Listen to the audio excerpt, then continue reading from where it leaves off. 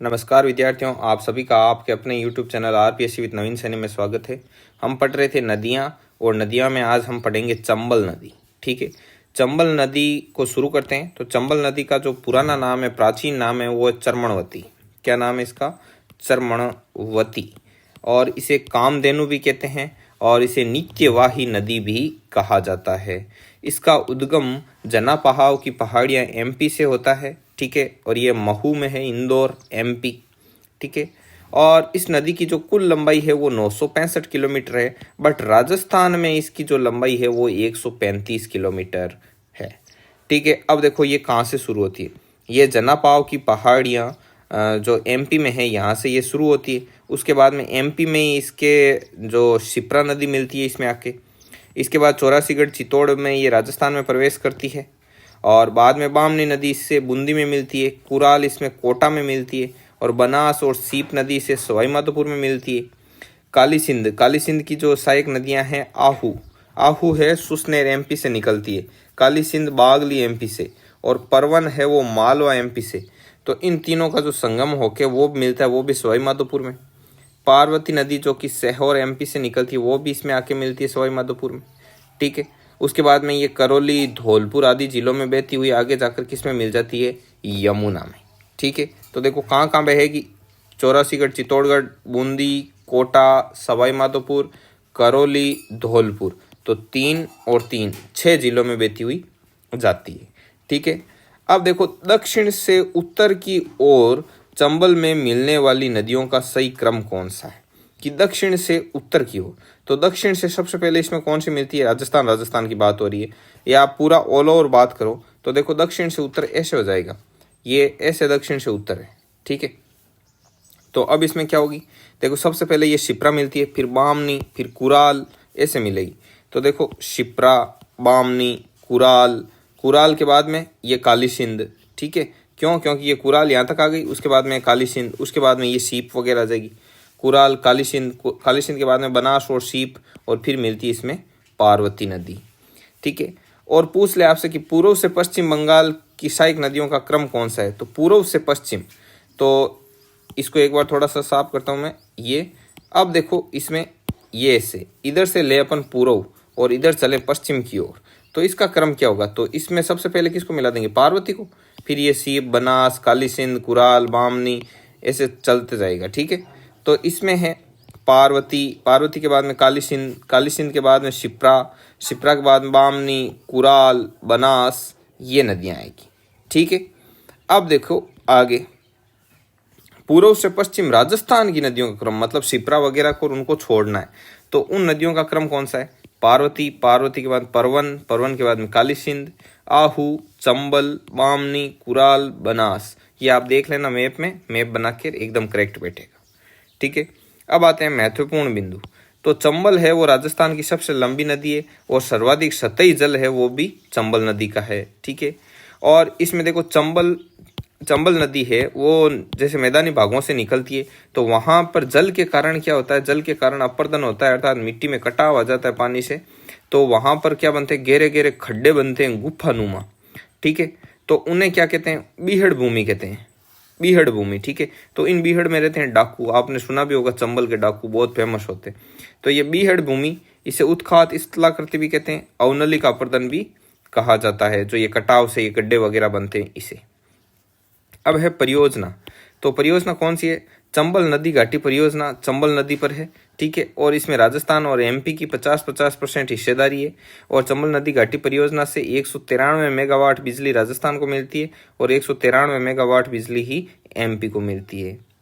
अब इस चंबल नदी पर 4 बांध बने हुए हैं। पहला है गांधी सागर बांध, जो कि एमपी में बना हुआ है।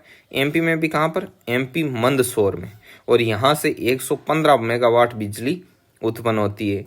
फिर है राणा प्रताप सागर बांध, ये बना हुआ है रावतबाटा चित्तौड़गढ़ में, और यहाँ पर 172 मेगावाट बिजली उत्पन्न होती है।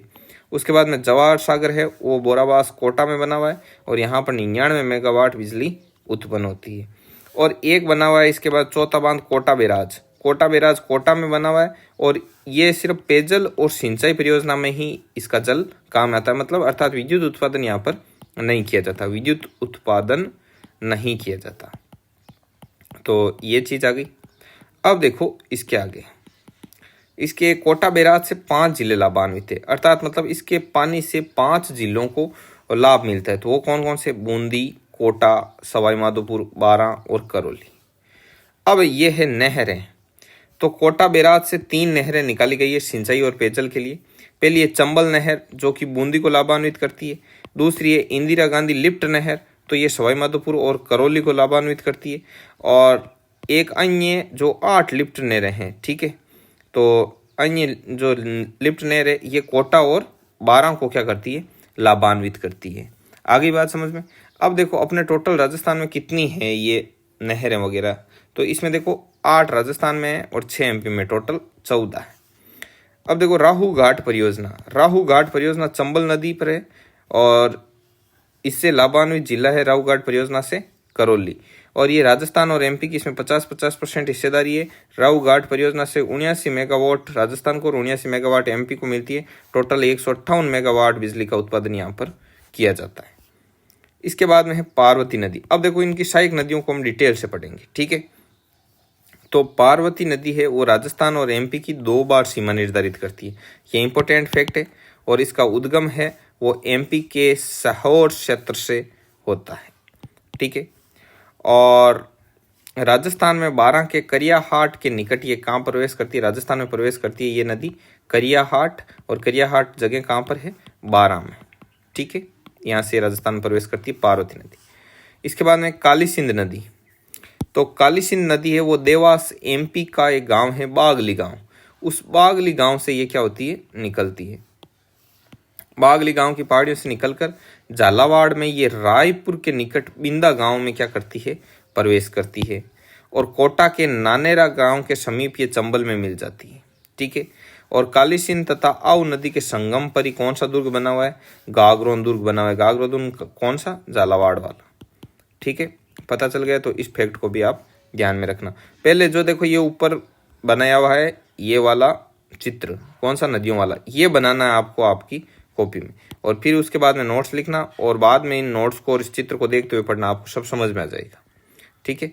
देखो ये आहू और काली सिंध नदियों के संगम पर झालावाड़, झालावाड़ का गागरोन दुर्ग। अब आगे बढ़ो। आगे है बामनी नदी।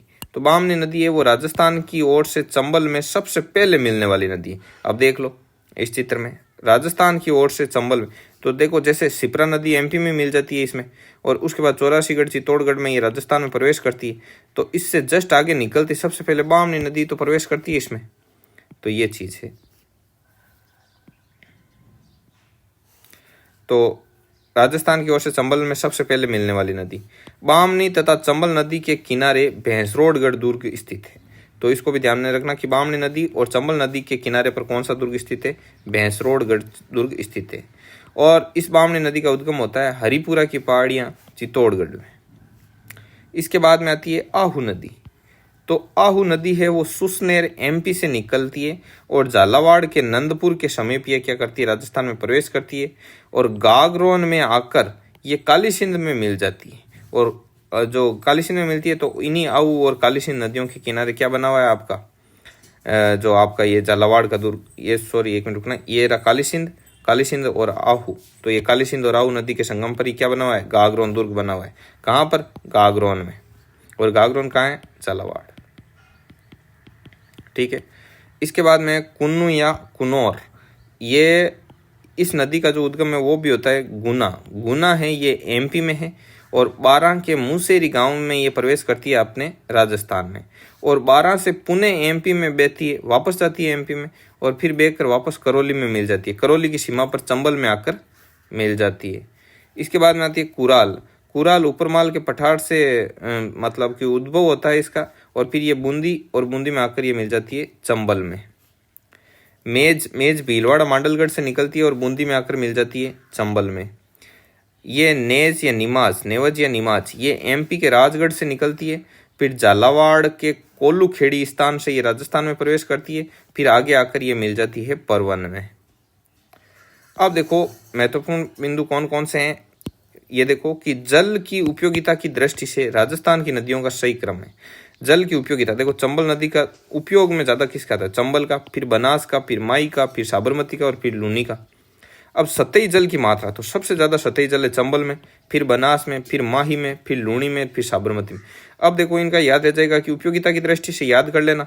फिर सतही जल के मामले में ये तो सेम रह जाएंगे, कौन से, शुरुआत के 3, ये तो इसमें और इसमें सेम है, और इसमें साबरमती और लूणी को कर देना उल्टा इस तरह। बाद में है राजस्थान में जल ग्रहण की दृष्टि से, तो जल ग्रहण की मतलब जो अटैचमेंट एरिया होता है ना उसके हिसाब से, तो जल ग्रहण की दृष्टि से सही क्रम है बनास का, फिर लूणी का, फिर चंबल का और फिर माही का। लंबाई के आधार पर सबसे लंबी है चंबल, फिर माही, फिर बनास और फिर लूणी और फिर साबरमती। तो ये लंबाई लिखी हुई है 965 किलोमीटर, माही की 576, बनास की 512, लूणी की 495 और साबरमती की 320 किलोमीटर लंबाई है। और राजस्थान की बात करें, क्योंकि ये चंबल तो उधर से आती है एमपी से, जनापाव की पहाड़ियाँ, महू एमपी से, तो राजस्थान में लंबाई के आधार पर बात करें तो बनास की 512 और लूणी की 320, फिर माही की 171, क्योंकि ये राजस्थान में इनकी लंबाई है, और चंबल की 135। राजस्थान में इसकी इतनी लंबाई है, चंबल की, माही की, लूणी की और ये। तो राजस्थान में लंबाई के आधार पर फर्स्ट है बनास, और ऐसे नदियों की बात की जाए तो सबसे लंबी है चंबल। ठीक है, तो आज के वीडियो में इतना ही। ये 5 पेज की PDF है जो कि आपको टेलीग्राम पर मिलेगी। टेलीग्राम चैनल का लिंक है वो डिस्क्रिप्शन में दे रखा है, और व्हाट्सअप ब्रॉडकास्ट है, उसमें आपको ऐड होना चाहते हो तो इन नंबर पर आपको क्या करना है, अपना नाम और डिस्ट्रिक्ट सेंड करना है, आपको व्हाट्सअप ब्रॉडकास्ट में ऐड कर दिया जाएगा। ठीक है विद्यार्थियों, तो मिलते हैं नेक्स्ट वीडियो में, तब तक के लिए जय हिंद, जय भारत।